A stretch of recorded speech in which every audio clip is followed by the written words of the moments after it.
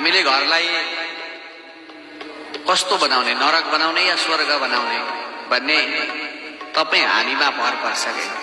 हामीले दिव्य कर्म गर्यौं, प्रेमलाई स्थापना गर्यौं, प्रेमलाई जागरुक बन्यौं, परमात्माको चिन्तन गर्यौं, साधना गर्यौं, केवल दया माया करुणालाई जागृत गरायौं भने तपाईँ हाम्रो घर स्वर्ग जस्तो हुन्छ। यदि काम क्रोध लोभ मोह मद मात्सर्यका साथमा अनि त्यसकै बसमा पर्यो भने स्वर्ग जस्तो घर पनि के हुन्छ, नरकमा परिणत हुन्छ। त्यसले गर्दा विशेष गरेर घरलाई स्वर्ग बनाउने कि नरक बनाउने भन्ने आमाहरूको हातमा हुन्छ अरे कि।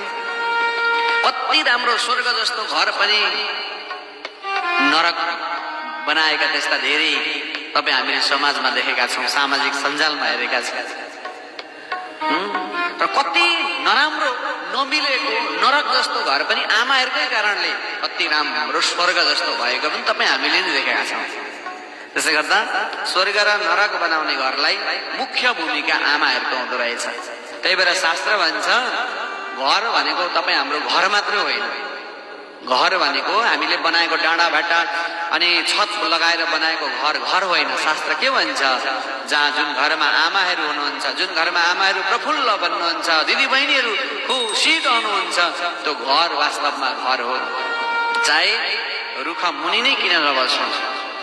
हेर्नु त, न गृहम गृहमित्याहो गृहिणी गृहमुच्यते,